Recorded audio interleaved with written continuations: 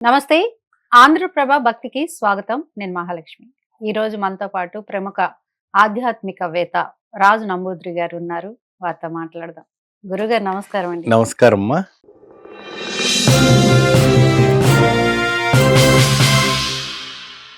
అంటే శివరాత్రి రాబోతోంది.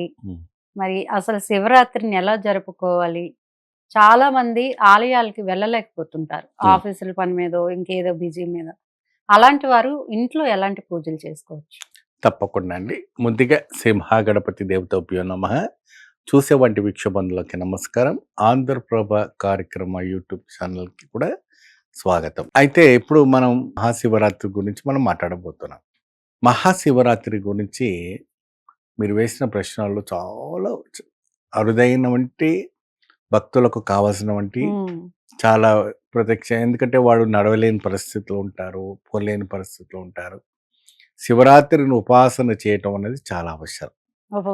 ఉపవాసం ఎందుకంటే ఈ మధ్య కాలంలో ఏంటంటే మనకి బీపీ పేషెంట్, షుగర్ పేషెంట్స్, మళ్ళీ అనేక రకమైనటువంటి డిజీజ్తో బాధపడే వాళ్ళంతా ఉంటారు. కాబట్టి వాళ్ళకి ఉపవాసం అనేది నిషేధం. ఎందుకండి చెప్పండి?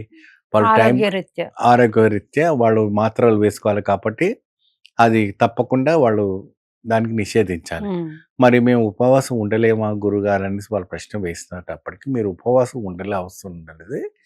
మీరు పలహారులు, పండ్లు పలహారులు, లేదంటే మన పులిహోర టైపు, లేదంటే మన పూహా అంటారు కదండి, అటుకులు ఉప్మా, అటుకులు లాంటివి అవి కానీ అలాంటివి తింటూ చేస్తూ, అంటే భోజనం కాకుండా అటుకులు లాంటి ఉప్మా లాంటివి చేసుకొని, లేదంటే మనవరాలు ఉప్మా కూడా చేస్తుంటారు, అవి కూడా చేసుకొని తినవచ్చు.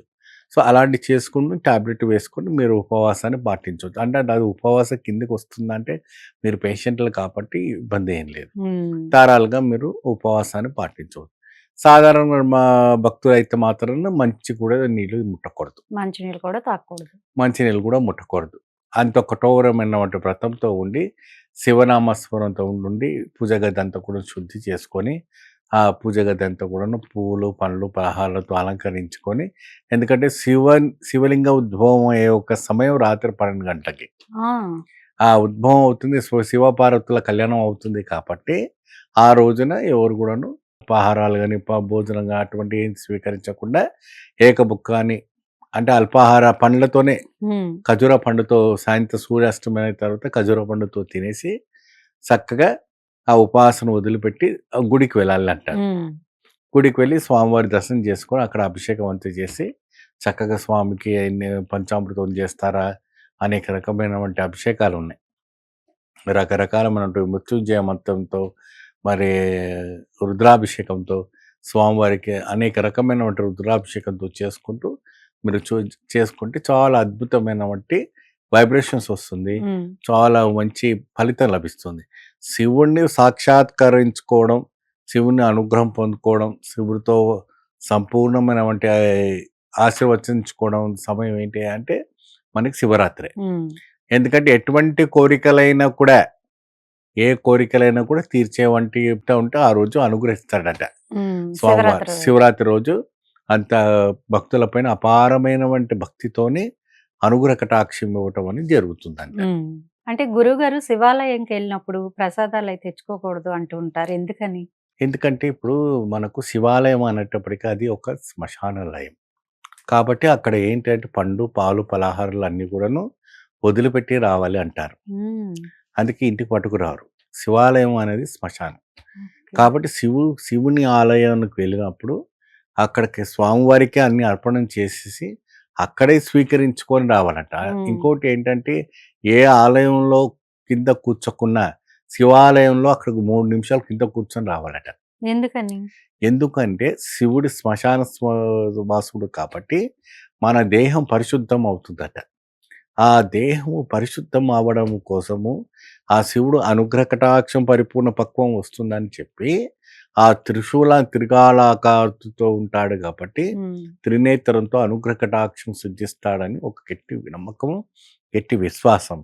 మరియు ప్రత్యేకంగా స్వామివారికి ఏంటి అంటే రుద్రం అంటే రుద్రాక్షలతో అభిషేకం చేసిన వంటి ఫలాలతో ఇంకా అభివృద్ధి జరిగి చాలా అద్భుతమైన వంటి ఆశీర్వచనాలు పొందడం వంటి శక్తి పెరుగుతుందట. ఓకే. ఆ స్వామిని ఆరాధించటం, వెలిగించటం చాలా విశేషం. పోతే దీపారాధన. స్వామివారికి శివరాత్రి రోజున ఆ రాత్రంతా కూడా నిత్య దీపారాధన పెట్టాలంటారు. నిత్య దీపారాధన ఎలా పెట్టుకోవాలి అంటే, చక్కగా మనము నువ్వుల నూనెతో కానీ, లేదంటే ఆవు నెయ్యితో కానీ, స్వామివారి ఒక ఆలయంకి వెళ్ళినప్పుడు ఆ నంది దగ్గర కానీ, శివలింగం దగ్గర కానీ మీరు ఏం చేస్తారంటే, ఒక మట్టి ప్రమిదతో ఏమ్మా చక్కగా మట్టి ప్రమిదతో ఆవు నెయ్యి కానీ, నువ్వుల నూనె కానీ పోసి దీపారాధన పెట్టుకొని మీరు వెలిగించారనుకోండి. హర హర మహాదేవ నమ శివాయ నమ పార్వతీపతే హర హర మహాదేవ అని చెబుతూ చక్కగా బ్రహ్మాండమైనటువంటి యోగదాయకముతో ఆ పరమశివునితో వేడుకుంటూ కాశీ విశ్వేశ్వర అంటే ఎప్పుడైనా కూడా నమ పార్వతీపతే ఇద్దరితో పాటు కూరాలంట. ఒక ఏకవచనం ఉండకూడదు. అంటే శివుడితో ఓం నమ శివాయ అని కాకుండా నమ పార్వతీపతే హర హర. అందుకే కుంభమేళ కూడా నమ పార్వతీపతే హర హర అని చెప్తూ కుంభమేళ చేస్తూ ఉంటారు. ఇప్పుడు అర్ధ కుంభమేళ నడుస్తుంది కదండి ప్రయాగరాజ్లో.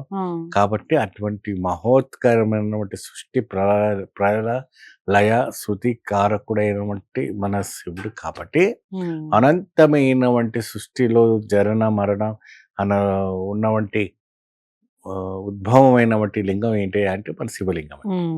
ఆ లింగాకారం మహాలింగాకారాన్ని ఉద్భవం అవుతుంది కాబట్టి ఆ లింగ శక్తికి మనకు పూజ కావాలంటే శివరాత్రి రోజున తపస్సు ఆచరించటం, ఏకభుక్తాన్ని సేవించడం, ఉపవాసం పాటించటం, జపము చేయటం, నమ్మకం చమకం చేయటం, అనేక రకమైనటువంటి పానీయాలు ఎటువంటి దుర్వ్యసనాలన్నీ దూరం పెట్టుకొని చాలా చక్కగా పురుషులైనా స్త్రీలైనా తలస్నానం చేసి చాలా చక్కగా ఉదయం చేయాలండి సాయంత్రం చేయాలండి అని ప్రశ్న చేస్తారు.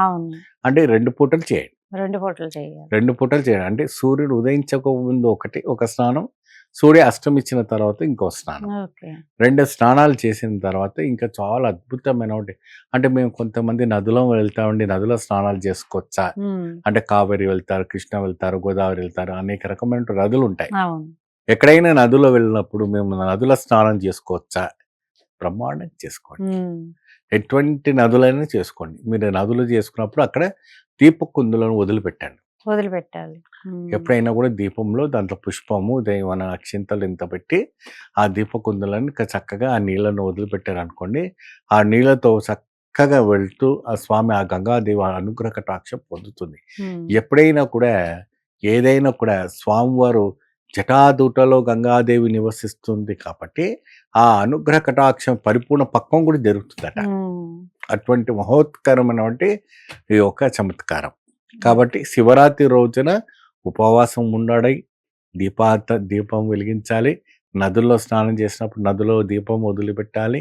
మరి అనుష్ఠానం ఇంట్లో ఉన్నప్పుడు ఈ రకంగా ఉండాలి. ఒకవేళ ఆలయానికి వెళ్ళలేని వాళ్ళు ఇంట్లో ఉండి దీపం పెట్టుకొని చక్కగా మీరు దీపారాధన పెట్టుకుని ఎక్కడైనా శివుడే. మీరు కూర్చున్న పక్కనే శివుడే, నా పక్కన శివుడే, మీ పక్కన శివుడే, నాలో శివుడే, మీలో శివుడే, అంతర్లో శివమయం. ఏమండి? కాబట్టి ఆ పరమశివుని వేడుకుంటూ సెలవు తీసుకోండి. ఓకే గురుగారు, చాలా చక్కగా చెప్పారు. నమస్కారం.